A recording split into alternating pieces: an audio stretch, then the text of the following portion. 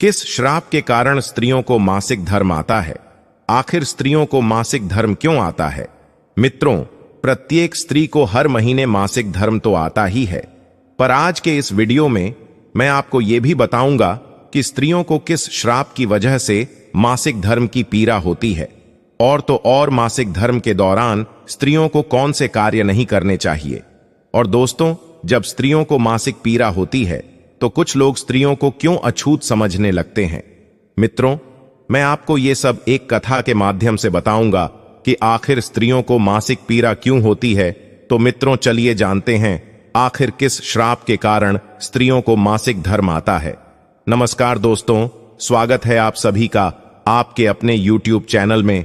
तो मित्रों, आइए इस कहानी के माध्यम से आपको समझाने का प्रयास करते हैं कि आखिर स्त्रियों को मासिक धर्म क्यों आता है। लेकिन उससे पहले, हे हरि विष्णु, जो भी दर्शक इस वीडियो को लाइक करे और चैनल को सब्सक्राइब करके कमेंट में जय माता लक्ष्मी नारायण लिखे, उन पर मां लक्ष्मी का आशीर्वाद हमेशा बना रहे, उनके घर में धन की कभी कोई कमी न रहे, उनका घर हमेशा खुशियों से भरा रहे। मित्रों, यदि आप इस वीडियो को पूरा देखते हैं और कहानी को ध्यान से सुनते हैं, तभी जाकर आपको पूर्ण तरीके से ये जानकारी मिल पाएगी कि आखिर किस श्राप के कारण स्त्रियों को मासिक धर्म आता है। इसलिए मित्रों, कहानी को पूरा ही सुने, क्योंकि मित्रों, ये कहानी आपको एक नई जानकारी और बहुत अच्छी सीख देकर जाएगी। दोस्तों, एक बार मां लक्ष्मी भगवान विष्णु से पूछती हैं, हे प्रभु, आज मेरे मन में एक प्रश्न को लेकर शंका उत्पन्न हो रही है। प्रभु, इस विश्व जगत में केवल आप ही मेरे मन में उठ रही मेरी इस शंका का समाधान कर सकते हैं। मां लक्ष्मी जी की बात सुनते ही भगवान विष्णु जी कहें, हे प्रिय, तुम्हारे मन में जो भी प्रश्न है, जिसकी वजह से तुम्हें शंका हो रही है, वह तुम निसंकोच होकर पूछो। मैं तुम्हारे मन में उठ रही सभी शंकाओं का समाधान अवश्य करूंगा। तब मां लक्ष्मी जी कहती हैं, हे नाथ, वह कौन सा श्राप है जिसके कारण स्त्रियों को मासिक धर्म की पीड़ा सहन करनी पड़ती है? माता लक्ष्मी ने अपना दूसरा प्रश्न पूछते हुए कहा, हे प्रभु, एक स्त्री को मासिक धर्म में वो कौन से कार्य नहीं करने चाहिए जिससे वो अपने ऊपर लगने वाले पाप से बच सके? तब भगवान विष्णु कहते हैं, हे लक्ष्मी, तुमने संपूर्ण मानव जाति के कल्याण हेतु अत्यंत उत्तम प्रश्न किया है। मैं तुम्हारे इन सभी प्रश्नों का उत्तर तुम्हें बलराम नामक एक पुरुष के जीवन में हुई घटनाओं के माध्यम से दूंगा, जिससे प्रिय तुम्हें तुम्हारे प्रश्नों का उत्तर इस कथा के माध्यम से प्राप्त हो जाएगा। यह कथा इतनी पावन है कि इस कथा के श्रवण करने मात्र से ही समस्त मनुष्यों के पापों का नाश हो जाता है। जो भी गृहस्थ जीवन में है और वह पति पत्नी इस कथा को ध्यान पूर्वक सुनते हैं तो उन्हें सुख और सौभाग्य की प्राप्ति होती है। इसलिए हे देवी लक्ष्मी, मैं जो कथा आपको सुनाने जा रहा हूं, आप भी इस कथा को ध्यान पूर्वक पूरा अंत तक अवश्य सुनिएगा। अब देवी लक्ष्मी कहती है, हे नाथ, यह बलराम कौन था और उनके जीवन में कौन सी घटनाएं हुई थीं? हे प्रभु, मैं इस कथा को सुनने के लिए उतावली हो रही हूं। कृपया आप इस कथा को मुझे सुनाइए। मैं इसे ध्यान पूर्वक पूरा अवश्य सुनूंगी और संपूर्ण विश्व जगत में विख्यात भी करूंगी। तब भगवान विष्णु कथा सुनाना आरंभ करते हैं और कहते हैं कि हे देवी लक्ष्मी, पूर्व काल की बात है। निर्मल देश में एक अत्यंत सुंदर नगरी थी। उस नगरी में बलराम नाम का एक ब्राह्मण रहा करता था। बलराम को समस्त वेदों और शास्त्रों का ज्ञान था। वह एक तेजवान और परम बुद्धिमान, गुणवान तथा धर्म के मार्ग में खुद की आहुति दे देने वाला एक ब्राह्मण था। सभी वर्णों के लोग बलराम को बड़ा सम्मान देते थे। बलराम प्रतिदिन यज्ञ करता था, दान धर्म के साथ संध्या उपासना भी किया करता था। बलराम पशुपुत्र, बंधु, बांधव तथा धन संपत्ति से संपन्न थे। बलराम की पत्नी का नाम गायत्री था। वह भी अत्यंत चरित्रवान, गुणवान तथा पतिव्रता धर्म का पालन करने वाली स्त्री थी। एक दिन बलराम और उसकी पत्नी गायत्री ने मिलकर अपने घर पर सत्यनारायण भगवान की पूजा रखी और सभी ब्राह्मणों को स्वयं जाकर निमंत्रण दिया। साथ ही नगर में निवास करने वाले समस्त मनुष्यों को उसने पूजा के लिए बुलाया। बलराम की पत्नी गायत्री ने अपने घर पर अनेक प्रकार का भोजन भी बनाया था और सभी को भोजन के लिए बुलाया। उसके बाद पूजा के दिन समस्त ब्राह्मण उसके घर पर पधारे। बलराम ने सभी ब्राह्मणों का विधिपूर्वक पूजन किया और उन सभी का बड़े ही प्रेम के साथ आदर सत्कार किया। फिर बलराम ने सभी ब्राह्मणों को घर के अंदर बुलाया और उन्हें आसन देकर प्रेम के साथ बैठाकर भोजन कराया। ब्राह्मणों को भोजन करा के उनकी भूख की तृप्ति समाप्त करने के बाद बलराम ने भगवान का स्मरण करते हुए जिन जिन को बलराम ने बुलाया था उन सभी को वस्त्र आदि का दान करके विदा किया। वे सभी ब्राह्मण बलराम को आशीर्वाद देकर वहां से प्रस्थान कर गए। उसके बाद बलराम ने अपने परिवार के सभी मित्र, भाई, बंधु तथा अनेक भूखे लोगों को भोजन करवाया। इस प्रकार से बलराम ने सभी को भोजन कराकर और पूजा संपन्न करके सभी को विदा करके जब बलराम अपने घर के द्वार के सामने गया तो उसने देखा कि उसके घर के सामने एक कुत्ता और सुअरनी आपस में कुछ बात कर रहे थे। जब ब्राह्मण बलराम ने उस कुत्ता और सुअरनी की पूरी बात सुनी तो बलराम को बड़ा आश्चर्य हुआ। वह कुत्ता और सुअरनी उसके माता पिता ही थे जो पिछले जन्म के पाप कर्मों के कारण इस जन्म में कुत्ता और सुअरनी बन गए हैं। तब वह ब्राह्मण बलराम मन ही मन सोचने लगा, ये दोनों तो साक्षात मेरे माता पिता हैं जो मेरे घर पर पशु बनकर आए हैं। भगवान ने किस कारण से इन दोनों को पशु बना दिया है? किस पाप के कारण मेरे माता पिता को ये पशु का शरीर प्राप्त हुआ है? बलराम ने सोचा कि अब मैं इनके उद्धार के लिए क्या करूं। इस प्रकार विचार करते हुए बलराम को रात भर नींद नहीं आई और वह रात भर भगवान का स्मरण करते हुए वो सोच विचार करने लगा। उसने सोचा कि मैं अपने माता पिता की मुक्ति के लिए क्या करूं। तब उसे याद आया कि मेरे माता पिता की आत्मा की मुक्ति का उपाय केवल मुनि वशिष्ठ जी ही बता सकते हैं। सुबह होते ही बलराम ने स्नान आदि कार्य संपन्न करके मुनि वशिष्ठ जी से मिलने के लिए उनके आश्रम पर जा पहुंचा। आश्रम के अंदर प्रवेश करते ही मुनि वशिष्ठ जी ने बलराम का स्वागत किया और वशिष्ठ जी बलराम से कहने लगे, हे ब्राह्मण श्रेष्ठ, आप आज किस कारण से हमारे आश्रम में पधारे हैं? आप बड़े ही दुखी दिख रहे हैं। आपके दुख का कारण क्या है? बलराम कहता है, हे मुनिवर, आपको मेरा प्रेम भरा प्रणाम।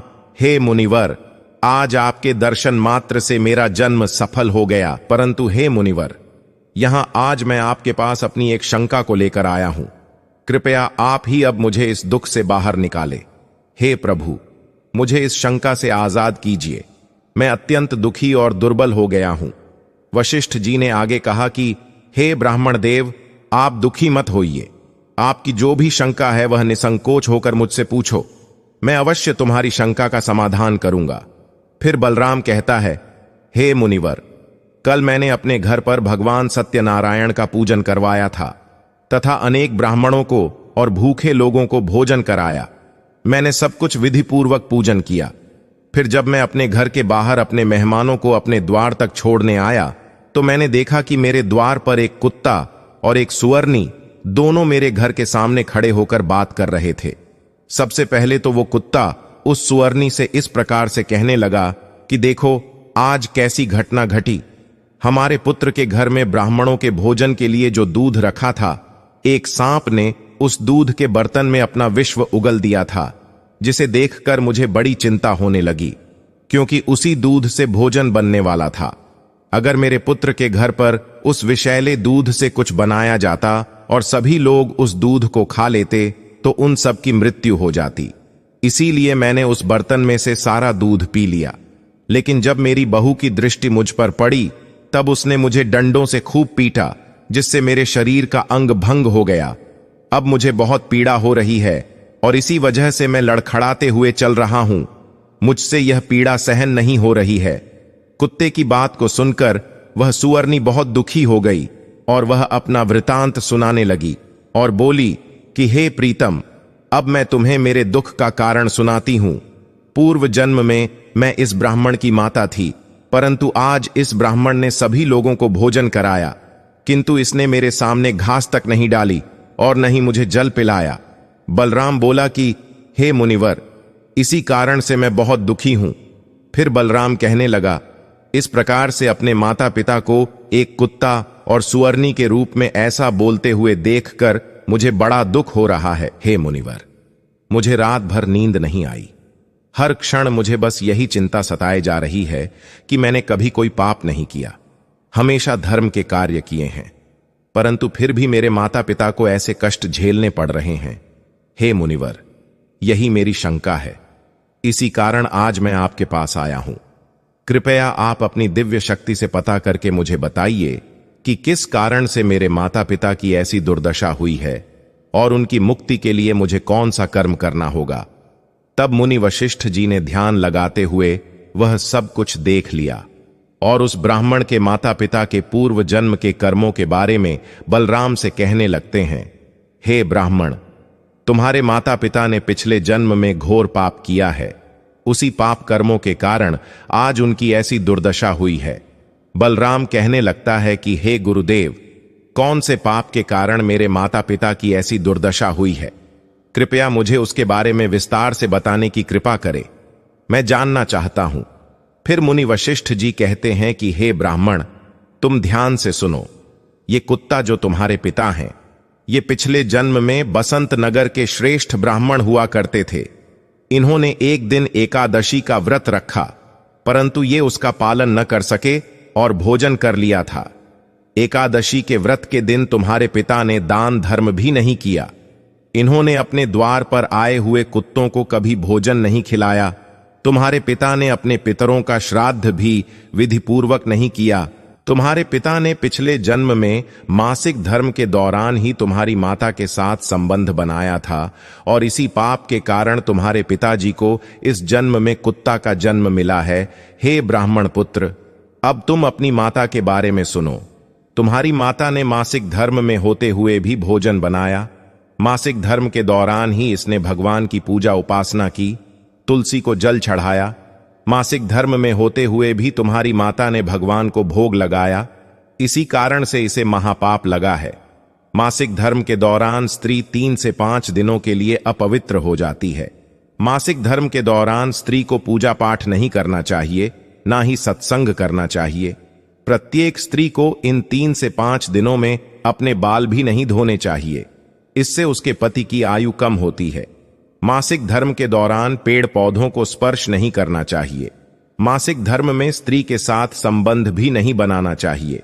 वह मुनिवर अब आगे कहते हैं कि जो पुरुष मासिक धर्म में स्त्री के साथ संबंध बनाता है, उसे ब्रह्म हत्या का पाप लगता है। जो पुरुष उस वक्त के समय में स्त्री के वस्त्रों को स्पर्श करता है, उसे भी पाप लगता है। मासिक धर्म स्त्री के शरीर में 3 से 5 दिनों तक ब्रह्म हत्या का पाप निवास करता है और 6वें दिन ही वह स्नान करके पवित्र हो जाती है। 6वें दिन स्नान करने के पश्चात स्त्री को अपने पति का मुख देखना चाहिए, अन्य किसी पुरुष का मुख नहीं देखना चाहिए।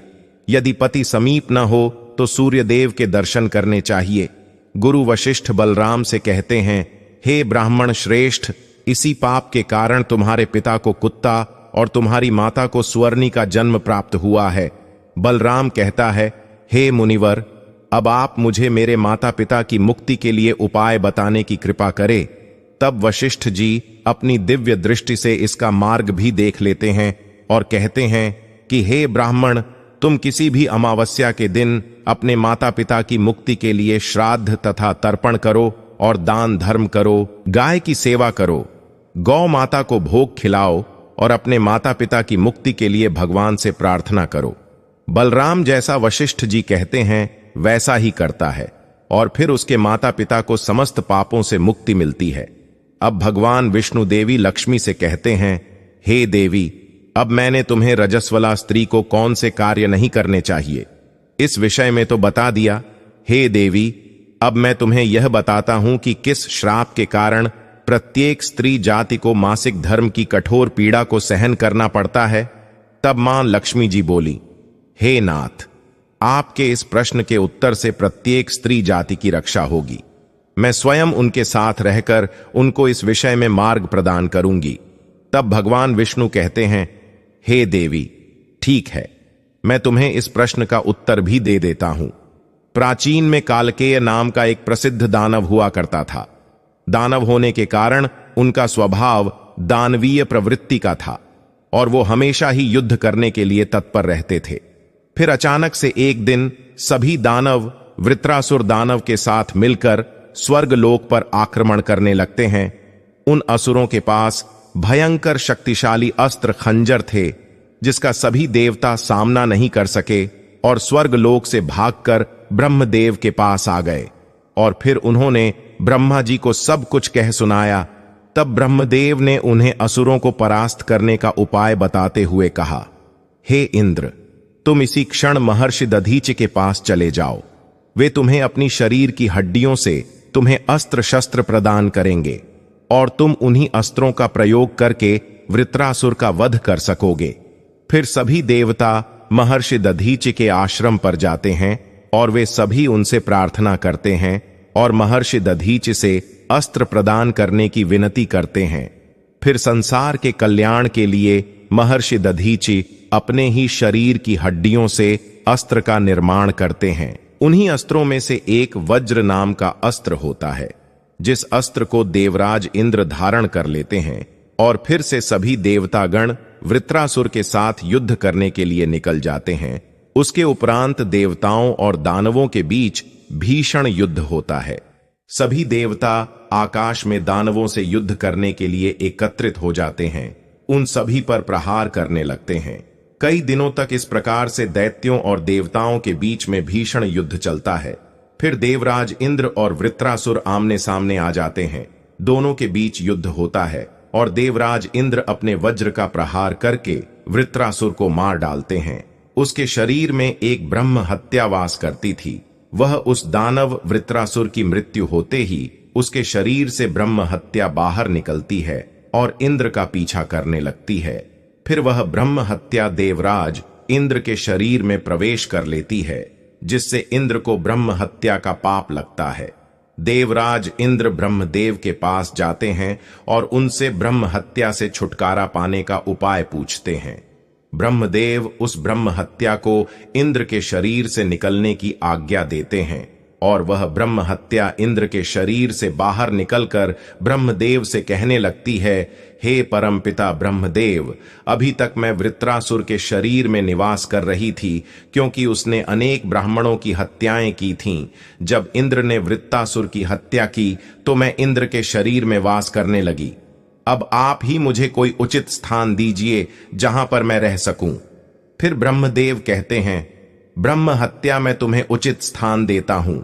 ब्रह्मदेव ने ब्रह्म हत्या के 4 भाग कर दिए और कहा, ब्रह्म हत्या, तुम्हारा 1/4 भाग अग्नि के भीतर रहेगा, क्योंकि जो भी मनुष्य अग्नि को आहुति नहीं देगा तुम उसके शरीर में प्रवेश कर लेना। ब्रह्मदेव ने फिर कहा कि तुम्हारा दूसरा 1/4 भाग जल के भीतर रहेगा। जो भी जल में थूकेगा अथवा जल में मल मूत्र का त्याग करेगा तुम उसके शरीर में प्रवेश करोगे। फिर तीसरा 1/4 भाग पेड़ पौधों और वृक्षों के भीतर रहेगा। जो भी मनुष्य अकारण ही वृक्षों को काटेगा उसे भी ब्रह्म हत्या का पाप लगेगा। उसके बाद ब्रह्मदेव ने अप्सराओं को बुलाया और कहा, हे अप्सराओं, इस ब्रह्म हत्या का 1/4 भाग तुम ग्रहण करो। फिर अप्सराएं कहने लगी, हे प्रभु, अगर आपकी यही आज्ञा है तो हम इसे आपकी आज्ञा से ग्रहण करने के लिए तैयार है, किंतु हमें भी इससे मुक्ति का कोई उपाय बताइए। फिर ब्रह्मदेव कहने लगे कि हे अप्सराओं, जो भी पुरुष मासिक धर्म में स्त्री के साथ संबंध बनाएगा उसके अंदर यह ब्रह्म हत्या प्रवेश कर जाएगी। इस प्रकार से ब्रह्म हत्या के 4 भाग हुए, एक अग्नि में, दूसरा जल में, तीसरा वृक्षों में और चौथा स्त्रियों के अंदर प्रवेश कर गया।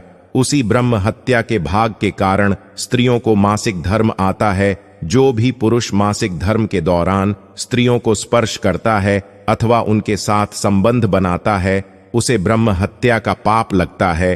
अब आगे भगवान विष्णु कहते हैं, हे देवी, इस प्रकार से मैंने आपको स्त्री के रजस्वला होने के पीछे की कथा और रजस्वला स्त्री को कौन से कार्य नहीं करने चाहिए इसके विषय में बता दिए हैं।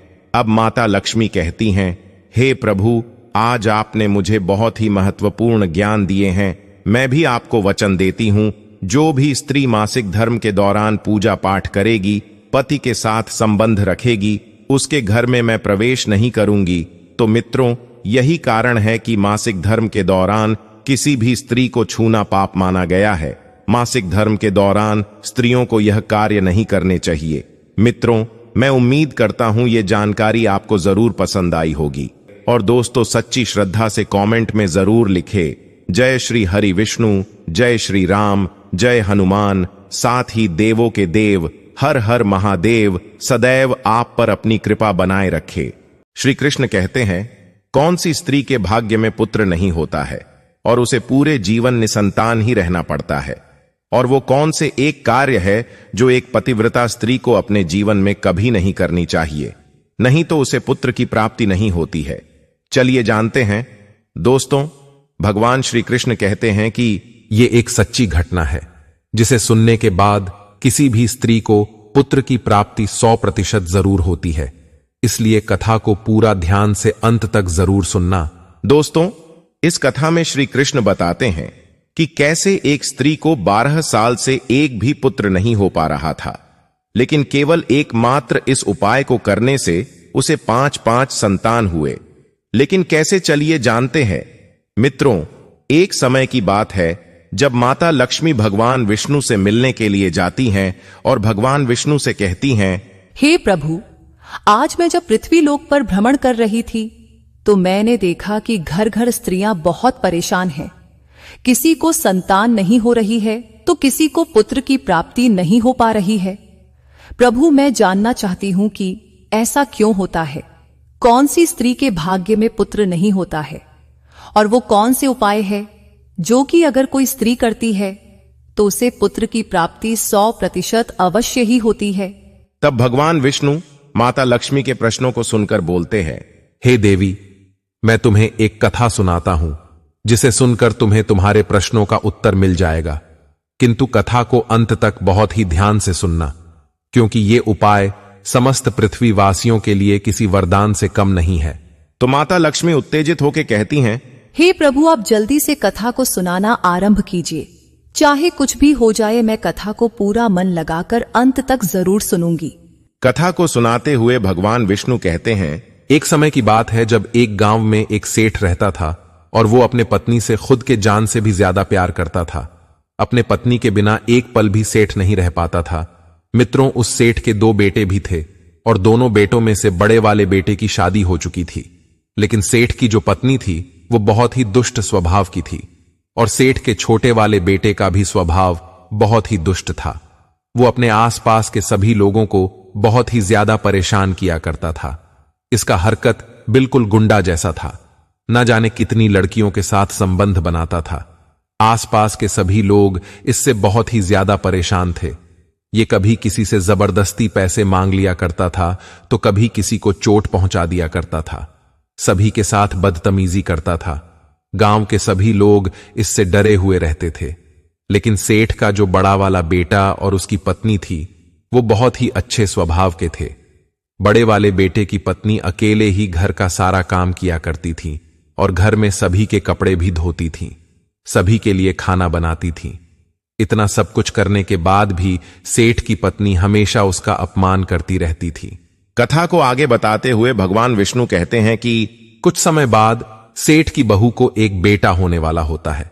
यह सुनकर कि बहू को बेटा होने वाला है, सेठ की पत्नी बहुत ही ज्यादा खुश हो जाती है और गांव में सभी को ढिंढोरा पीट देती है कि हमारे घर में नन्हा सा पुत्र होने वाला है, मेरा पोता आने वाला है। इसके बाद से सेठ की पत्नी घर का सारा काम खुद से करने लगती है और अपनी बहू को आराम करने देती है, क्योंकि उसकी बहू पेट से थी। ऐसे ही कुछ दिनों बाद बहू को जुड़वा बेटा यानी एक साथ 2 बेटा होता है और ये देखकर सेठ की पत्नी यानी कि उसकी सास बहुत ही ज्यादा खुश हो जाती है कि हमारे घर में 2 पुत्र हुआ है। सेठ की पत्नी पोते को पाकर बहुत खुश हो जाती है, जिससे अब सेठ की पत्नी अपनी बहू को भी बहुत मानने लगती है और घर का सारा जिम्मेदारी अपनी बहू को संभालने के लिए दे देती है। जैसे कि घर के तिजोरी का चाबी, घर का देख रेख, सभी कुछ अपनी बहू को संभालने के लिए दे देती है। सेठ की पत्नी पोते को पाकर बहुत ज्यादा खुश थी।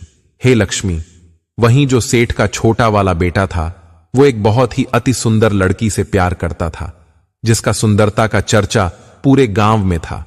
गांव का हर एक पुरुष चाहता था कि पत्नी हो तो इसके जैसी, एकदम आसमान से उतरी हुई परी जैसी लगती थी।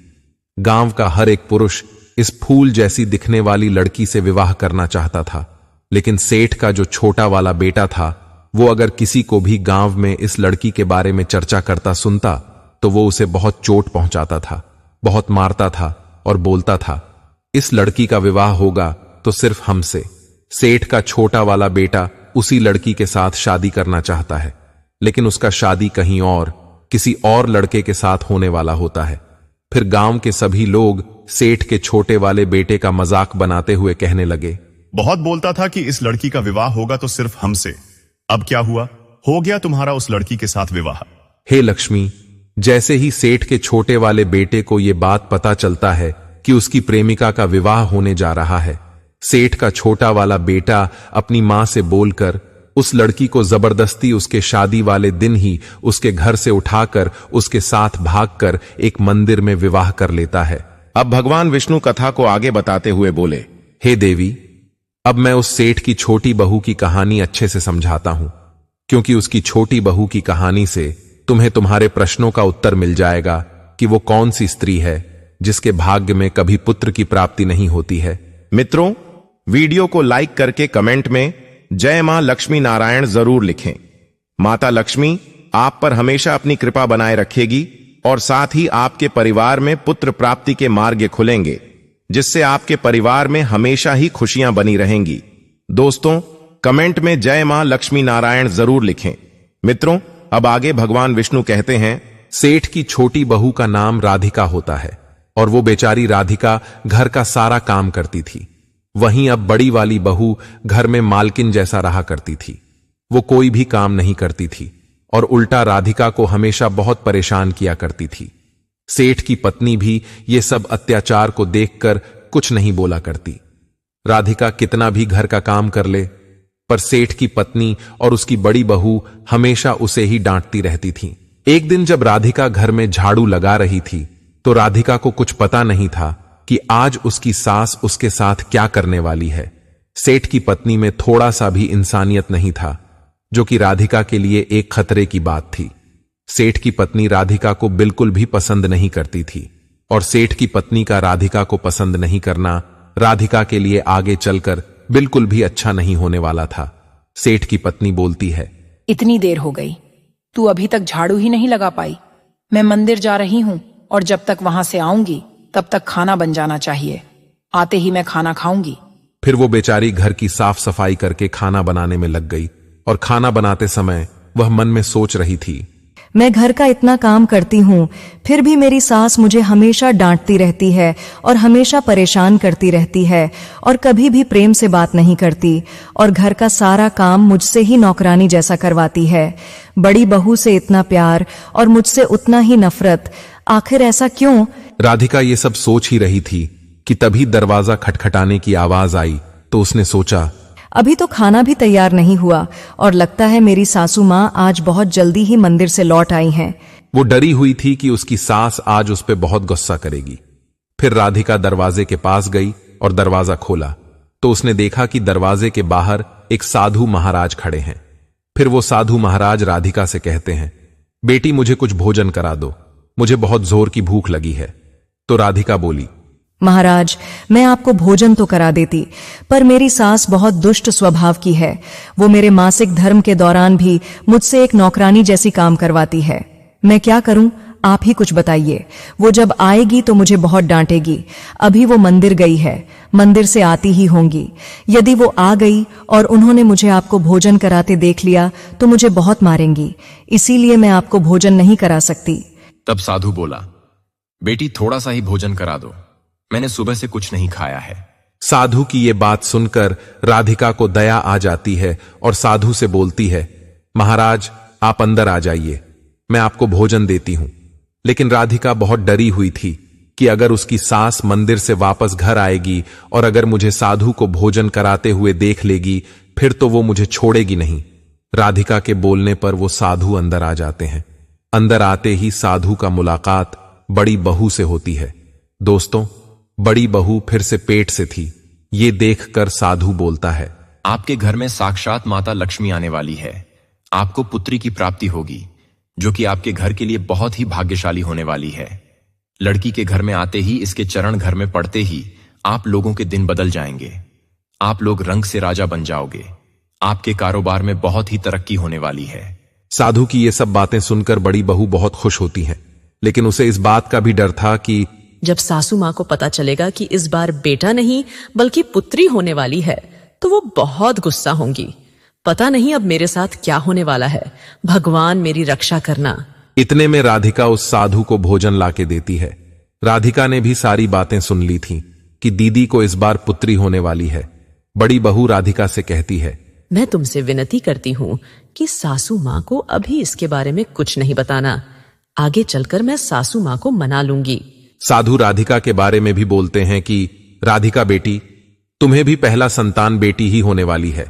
अभी साधु भोजन कर ही रहे थे, तभी अचानक राधिका की सास मंदिर से घर आ जाती है और उस साधु को भोजन करते देखकर बोली, ये मेरा घर है, कोई भोजनालय नहीं जो हर कोई यहां आकर भोजन करके चला जाएगा।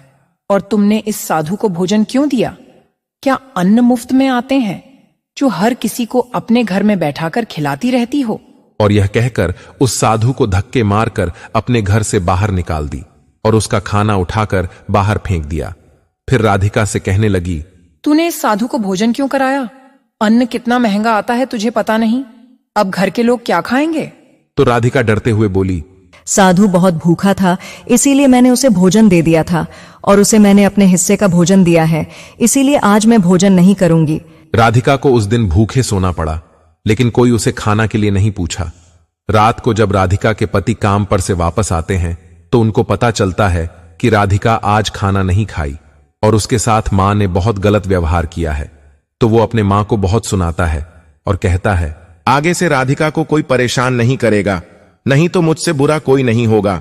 राधिका का पति राधिका से बहुत प्यार करता था। अब कुछ दिनों के बाद सेठ के बड़े वाले बेटे की पत्नी को एक पुत्री हुआ और जैसे ही सासू मां को पता चला कि घर में बेटी हुई है तो सेठ की पत्नी उस पुत्री को दूर कहीं जंगल में छोड़ आई और बड़ी बहू से बहुत गुस्सा हो गई। ये सब देखकर छोटी वाली बहू को अपने भविष्य को लेकर बहुत डर लगने लगा। ऐसे ही कुछ महीने और बीत गया और बड़ी वाली बहू फिर से गर्भवती हो गई। इस बार सासू मां पहले ही वैद्य को बुलवा लिया और उनसे पूछा, लड़का या फिर लड़की होने वाली है? वैद्य बोला कि आपके बहू को लड़की होने वाली है। यह सुनकर सेठ की पत्नी क्रोधित हो गई और बहू को गर्भ गिराने के लिए बोली और आगे भविष्य में बड़ी बहू को संतान करने से मना कर देती है।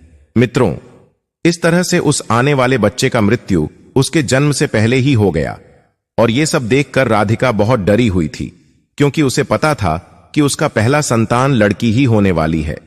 मित्रों, पहले बड़ी बहू को सेठ की पत्नी बहुत मानती थी, लेकिन अब उसे अपने बड़ी बहू से नफरत हो गया और उससे घर की चाबी भी ले ली।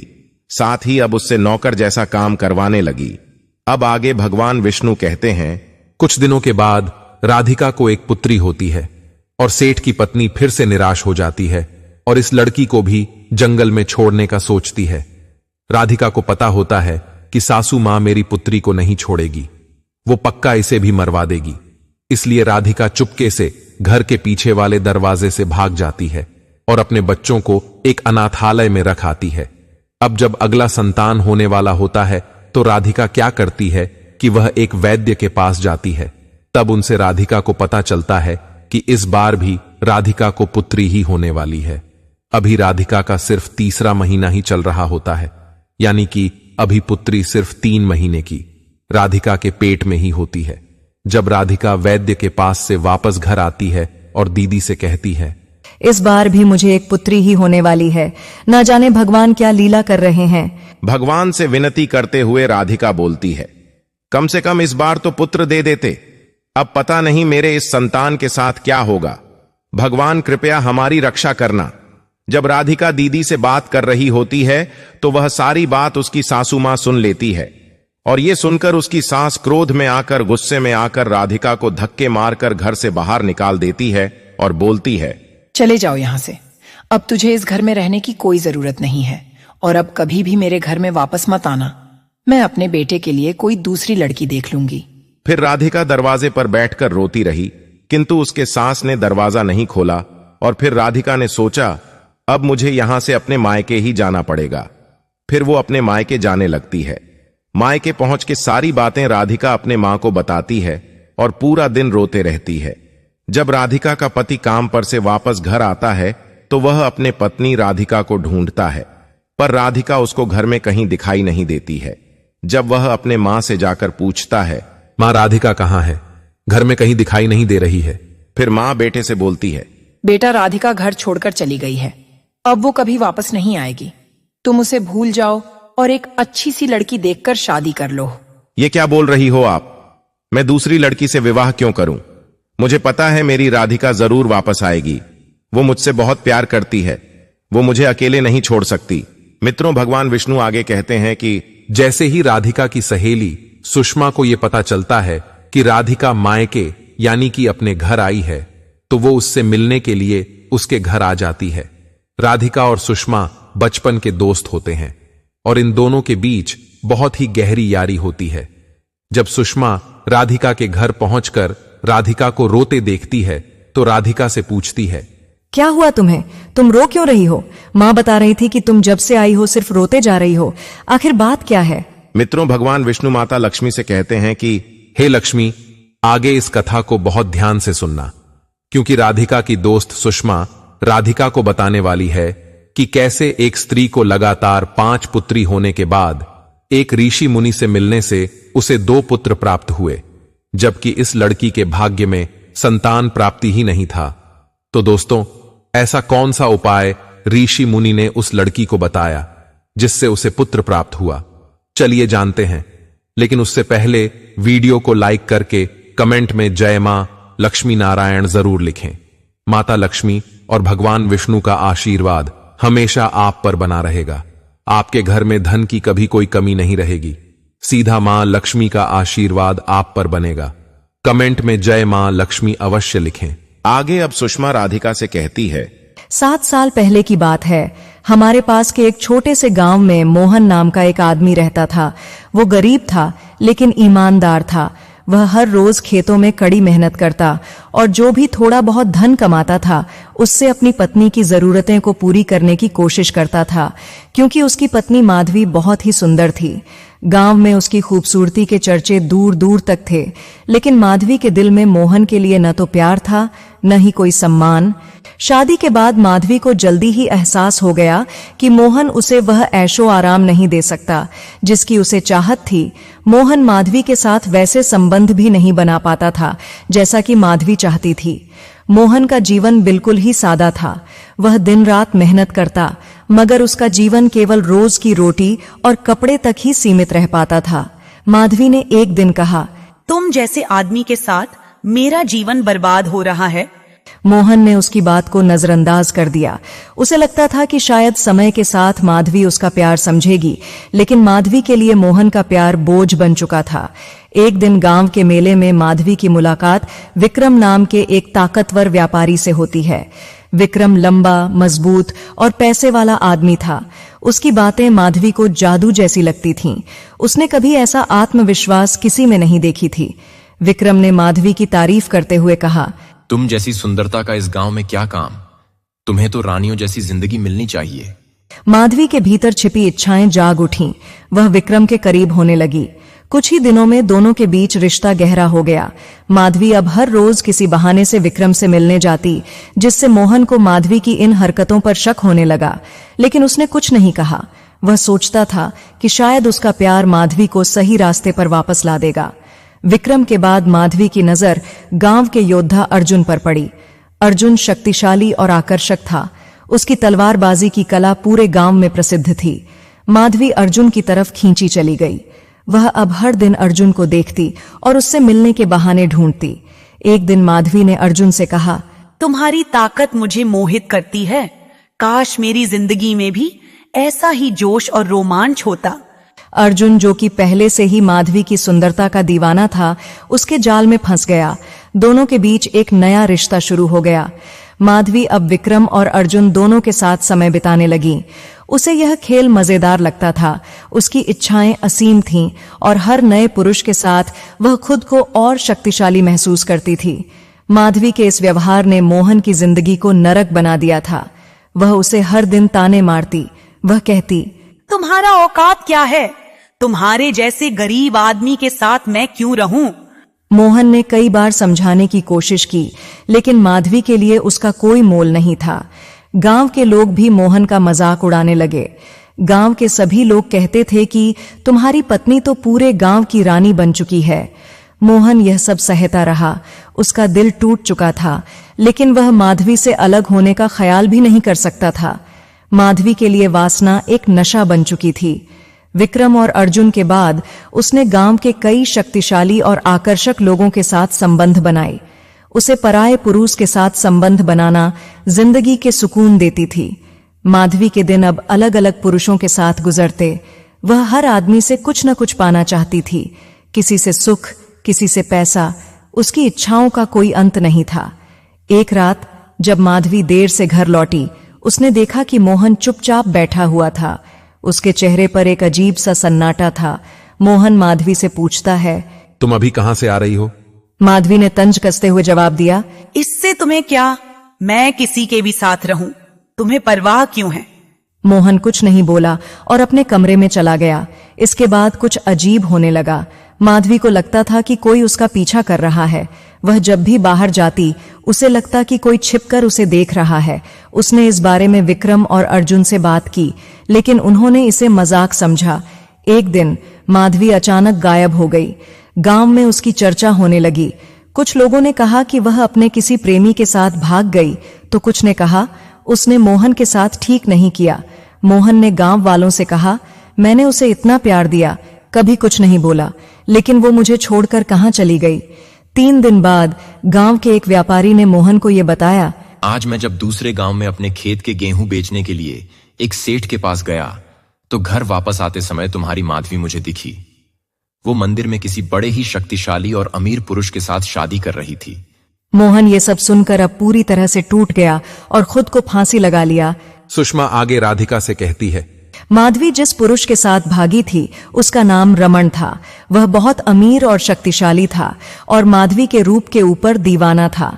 माधवी को रमन बहुत पसंद करता था और जब रमन ने अपने रिश्ते की बात माधवी के सामने रखा, तो माधवी उससे इनकार नहीं कर पाई, क्योंकि माधवी को जीवन में जो कुछ भी चाहिए था, वह सब कुछ रमन के पास था।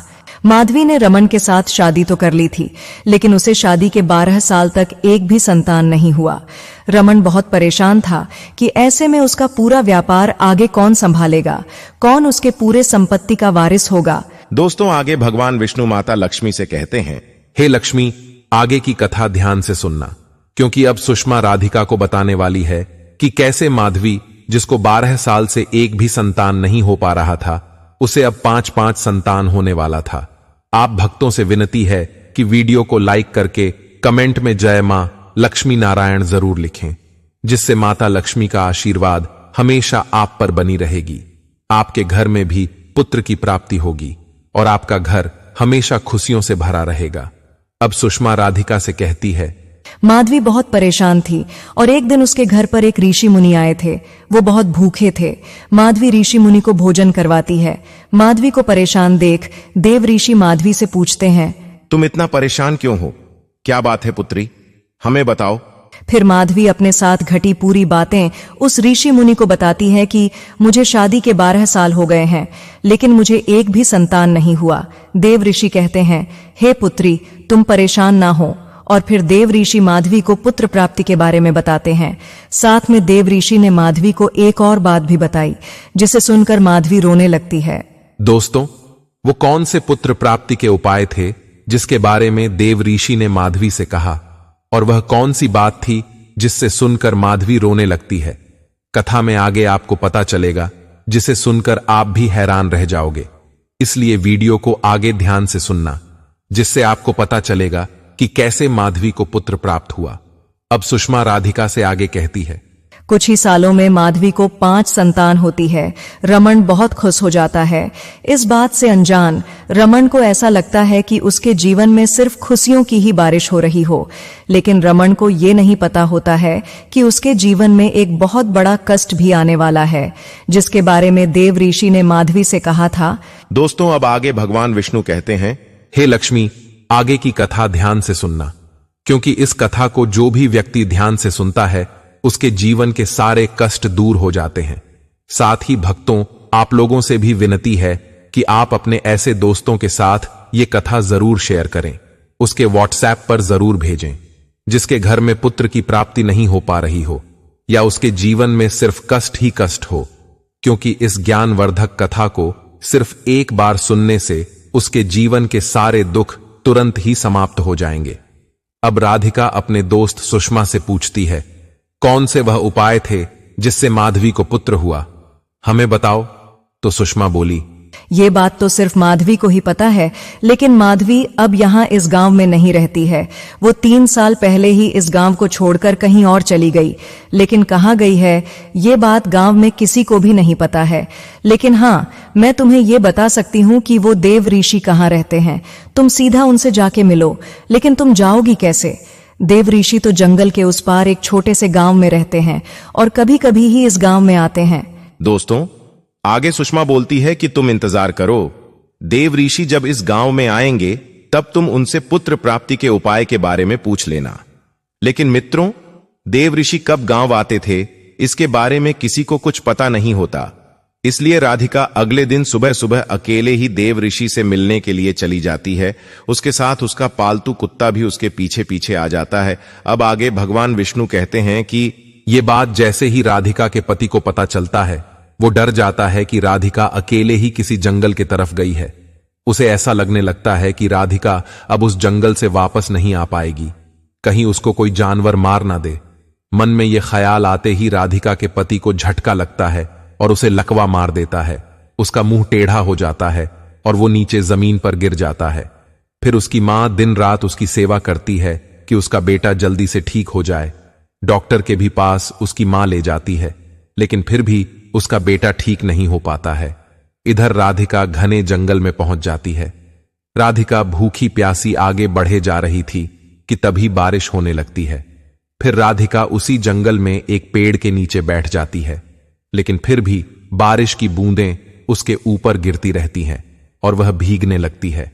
तभी राधिका को उस जंगल में एक गुफा दिखता है, तो वो क्या करती है कि बारिश से बचने के लिए वो उस गुफा में चली जाती है। और गुफा में पहुंचते ही उसे वहां बहुत सारे सोने के सिक्के और सोने की मूर्तियां दिखाई देती है। वह जैसे ही सोने के पास जाती है तो वहां उसे एक लड़की की हल्की हल्की रोने की आवाज सुनाई देती है। राधिका के साथ जो कुत्ता था वह आगे जाके जोर जोर से भौंकने लगता है। राधिका भी आगे बढ़ती है तो उसे एक लड़की रस्सी से बंधी हुई दिखाई दी, जिसके मुंह में कपड़ा डाला हुआ था, जिस वजह से वह लड़की कुछ बोल नहीं पा रही थी और सिर्फ रोए ही जा रही थी। राधिका भी ये सब देखकर डरी हुई थी। डरते डरते उसने उस लड़की के मुंह से कपड़ा हटाया तो लड़की बोली, मैं पास के गांव के राजा की बेटी हूं। मुझे कुछ लुटेरे ने अगवा करके यहां लाकर बांध दिया था और मेरे पिता से सोने की मुद्राएं की मांग करने वाला था। आपका बहुत बहुत धन्यवाद, आपने मेरी जान बचाई, नहीं तो पता नहीं मेरे साथ आज क्या होता। चलिए अब हम लोग गांव की तरफ वापस चलते हैं। राधिका कहती है, मैं जंगल के उस पार देव ऋषि से मिलने जा रही हूं, मुझे बहुत आवश्यक काम है। यह सुनकर राजा की बेटी भी राधिका और उस कुत्ते के साथ जंगल के उस पार चल देती है। रास्ते में बहुत से खतरे आते हैं, लेकिन राधिका के साथ उसका जो पालतू कुत्ता होता है वो बहुत ही ताकतवर था। उसको देखकर जंगल का कोई भी जानवर राधिका और उस राजा के बेटी को चोट नहीं पहुंचाता है। अंधेरा होने चला, लेकिन राधिका अभी तक ऋषि मुनि के पास नहीं पहुंची थी। राजा की बेटी और राधिका को अब डर लगने लगता है, लेकिन आगे चलते चलते कुछ समय में राधिका को एक छोटा सा गांव दिखता है और वो लोगों से पूछते पूछते ऋषि मुनि के कुटिया में पहुंच जाती है और देव ऋषि से रोते हुए कहती है, हे देव ऋषि, कृपया मेरी मदद करें। वह अपने साथ हुई सारी बातें उस देव ऋषि को बताती है। मेरी सासू मां ऐसी है, अगर घर में पुत्री होती है तो मेरी सास उसे मरवा देती है या जंगल में छोड़ आती है। कृपया आप मेरी मदद करें और आशीर्वाद दें कि मुझे पुत्र की प्राप्ति हो सके। मेरी सहेली सुषमा ने आपके बारे में मुझे बताई कि कैसे माधवी को आपके आशीर्वाद से 5-5 संतान की प्राप्ति हुई। हे देव ऋषि, आप हमारी भी मदद करें। दोस्तों, आगे भगवान विष्णु माता लक्ष्मी से कहते हैं, हे लक्ष्मी, ध्यान से सुनना। कथा में आगे तुम्हें तुम्हारे प्रश्नों के उत्तर मिलने वाले हैं कि किस स्त्री के भाग्य में पुत्र नहीं होता, क्योंकि अब देव ऋषि राधिका को पुत्र प्राप्ति के बारे में बताने वाले हैं कि वह कौन से उपाय है जिससे किसी भी स्त्री को पुत्र प्राप्त होता है। ये उपाय समस्त पृथ्वीवासियों के लिए किसी वरदान से कम नहीं है, इसलिए इस वीडियो को अपने दोस्तों के साथ शेयर जरूर करना। फिर माता लक्ष्मी कहती है, हे प्रभु, आप आगे कथा सुनाइए, मैं पूरे ध्यान से सुन रही हूं। राधिका अपने मन में सोचने लगी, यदि मुझे भी पुत्र हो जाएगा तो मुझे भी ससुराल में बहुत सम्मान मिलेगा और मेरी सास मेरी बहुत इज्जत करेगी। देव ऋषि आगे उपाय के बारे में बताते हुए कहते हैं कि हे पुत्री, तुम तो भगवान श्री राम के पिता अयोध्या के राजा दशरथ के बारे में तो जानती ही होगी। वास्तव में राजा दशरथ के भाग्य में एक भी पुत्र नहीं था। हालांकि राजा दशरथ ने 3-3 रानियों से शादी किए थे, लेकिन फिर भी उनको संतान की प्राप्ति नहीं हो पा रही थी, क्योंकि उनके भाग्य में संतान प्राप्ति ही नहीं था। लेकिन उनको आगे चलकर अपने किए का एक ऐसा श्राप मिला जिससे उन्हें 4-4 पुत्र हुए, जो कि भगवान श्री राम, लक्ष्मण, भरत और शत्रुघ्न थे। दोस्तों, राधिका आगे देव ऋषि से पूछती है, आखिर वह कौन सी वजह थी जिससे राजा दशरथ को 4 पुत्र हुए। तब देव ऋषि आगे बताते हैं, प्राचीन काल की बात है। यह घटना तब की है जब राजा दशरथ अपनी युवावस्था में शिकार के शौकीन हुआ करते थे। उन्होंने धनुर्विद्या में इतनी महारत हासिल कर ली थी कि केवल आवाज सुनकर भी वो निशाना साध सकते थे। यह विशेष योग्यता उन्हें अपने गुरु से मिली थी, जो एक दुर्लभ कला थी और केवल श्रेष्ठ योद्धाओं को ही सिखाई जाती थी। एक दिन राजा दशरथ जंगल में शिकार के लिए निकले। अंधकार घना हो चुका था और जंगल में सन्नाटा पसरा था। अचानक उन्होंने पानी में हलचल की आवाज सुनी, जैसे कोई जानवर पानी पी रहा हो। बिना यह जाने कि वहां कौन है, दशरथ ने अपनी धनुर्विद्या के बल पर निशाना साधा और तीर छोड़ दिया, और अगले ही पल उन्होंने एक मनुष्य की चीख सुनी। हैरान और भयभीत राजा दशरथ आवाज की दिशा में दौड़े और वहां पहुंचकर देखा कि एक युवा बालक तीर लगने से घायल पड़ा है। वह बालक श्रवण कुमार था, जो अपने अंधे माता पिता के लिए नदी से पानी भरने आया था। श्रवण कुमार दर्द में कराह रहा था। दशरथ ने उसके पास जाकर उससे माफी मांगी और उसे सहायता देने की कोशिश की, लेकिन श्रवण ने अपने जीवन के अंतिम क्षणों में राजा दशरथ से यह विनती की कि वे उसके माता पिता तक यह दुखद समाचार पहुंचा दें। श्रवण कुमार ने अपनी अंतिम सांस लेते हुए कहा, मेरे माता पिता अंधे हैं, वे मेरी प्रतीक्षा कर रहे हैं। कृपया उन्हें यह बताने का कष्ट करें कि उनका पुत्र अब लौट कर नहीं आ सकेगा। दशरथ के मन में गहरा अपराध बोध और पश्चाताप पैदा हुआ, लेकिन उस समय वे इस पाप का प्रायश्चित नहीं कर सकते थे। अपने आंसू पोंछते हुए उन्होंने श्रवण के शरीर को उठाया और उसके माता पिता के पास पहुंचे। वहां पहुंचकर दशरथ ने श्रवण के अंधे माता पिता को इस दुर्घटना के बारे में बताया। श्रवण के माता पिता अपने पुत्र की मृत्यु का समाचार सुनकर हताश और गहरे दुख में डूब गए। उन्होंने राजा दशरथ से कहा, राजन, हमने अपने जीवन का एकमात्र सहारा खो दिया है। हमारा बेटा ही हमारी आंखें और हमारा सब कुछ था। अब हम इस जीवन को कैसे जी पाएंगे? दुख और आक्रोश से भरे हुए श्रवण के पिता ने राजा दशरथ को श्राप दिया। उन्होंने कहा, जैसे आज हमने अपने पुत्र के वियोग का असहनीय दुख सहा है, वैसे ही एक दिन तुम भी अपने पुत्रों के वियोग में तड़पोगे। तुम्हें भी यह समझ आएगा कि एक पिता के लिए अपने पुत्र के बिना जीना कितना कठिन होता है। श्राप देने के बाद श्रवण के माता पिता ने उसी दुख में अपने प्राण त्याग दिए। दशरथ के हृदय पर इस श्राप और घटना का अमिट प्रभाव पड़ा और वे अपने कर्म के परिणाम से त्रस्त और व्यथित होकर अयोध्या लौटे। समय बीतता गया और उन्हें 4 पुत्र प्राप्त हुए, राम, भरत, लक्ष्मण और शत्रुघ्न। दशरथ ने अपने पुत्रों को अत्यंत स्नेह से पाला और उनकी परवरिश में कोई कमी नहीं रखी। राजा दशरथ का जीवन अब अपने 4 पुत्रों के चारों ओर घूमता था। वे स्वयं को सौभाग्यशाली मानते थे कि उनके जैसे वीर और धर्मशील पुत्र उन्हें मिले।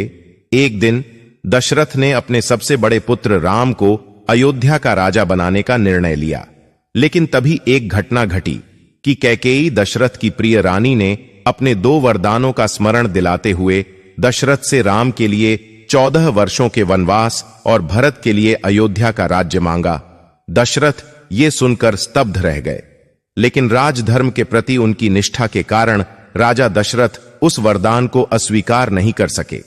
राम, जो पिता की आज्ञा का पालन करते हुए वनवास जाने को तैयार हो गए, पिता के प्रति अपने कर्तव्य और मर्यादा का पालन करते हुए तुरंत वन जाने की तैयारी करने लगे।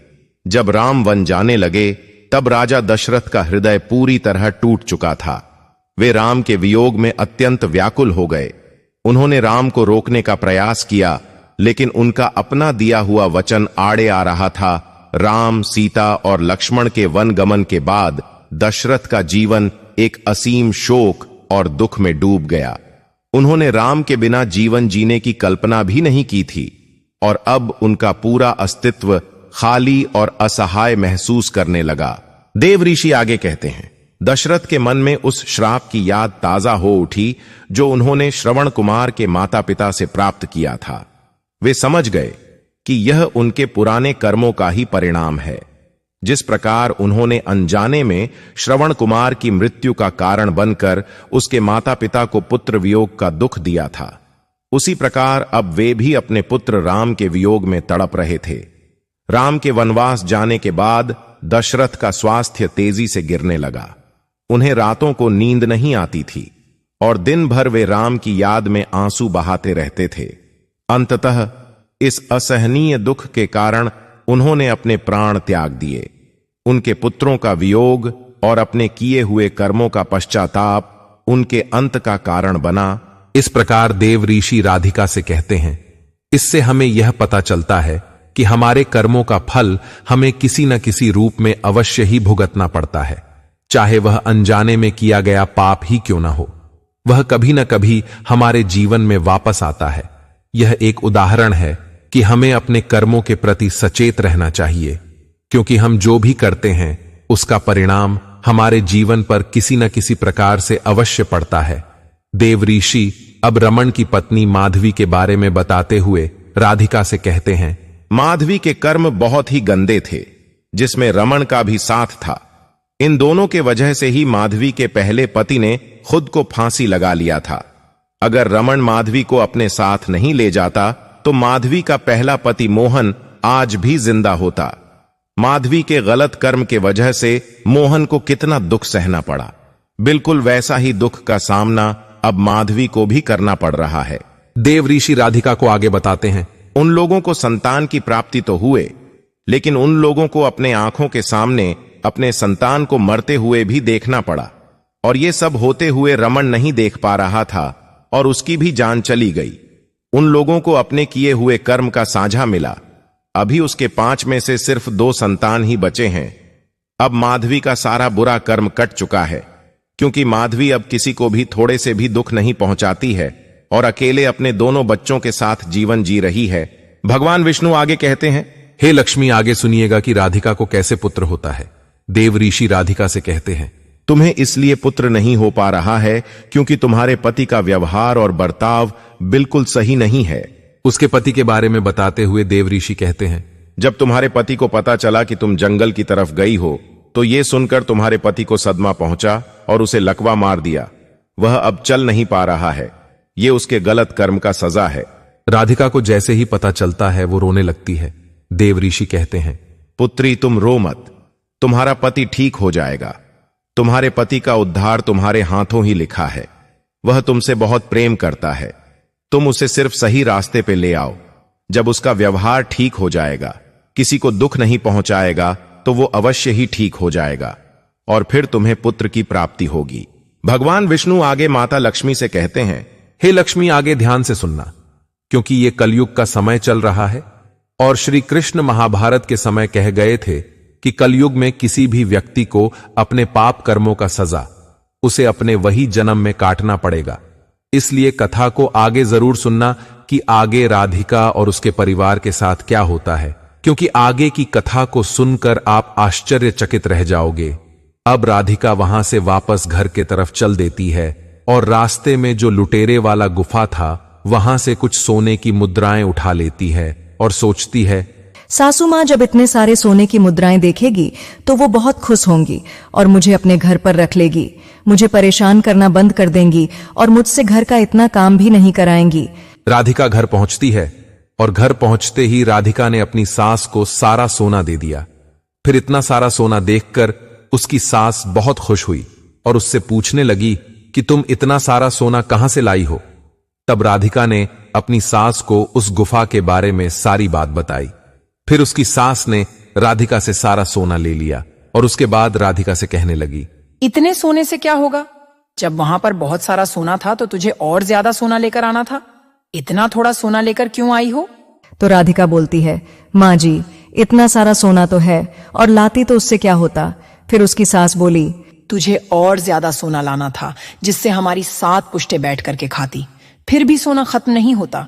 अब तू देख, इस बार मैं जाऊंगी और बहुत सारा सोना लेकर के आऊंगी। फिर राधिका ने कहा, नहीं मां जी, आप वहां मत जाओ, वहां पर जान का भी खतरा है। फिर सास बोलती है, नहीं मैं तो जाऊंगी और बहुत सारा सोना लेकर आऊंगी। और इस प्रकार राधिका की सास ने उसकी बात नहीं मानी और उसी जंगल में पहुंच गई। मित्रों, वो अकेले थी और जब गुफा के पास पहुंचकर बहुत सारे सोने की मुद्राएं देखी तो उसके पैरों तले जमीन खिसक गई। वो बहुत खुशी और उत्तेजना के साथ सोने की मुद्राएं अपने झोले में भरने लगी।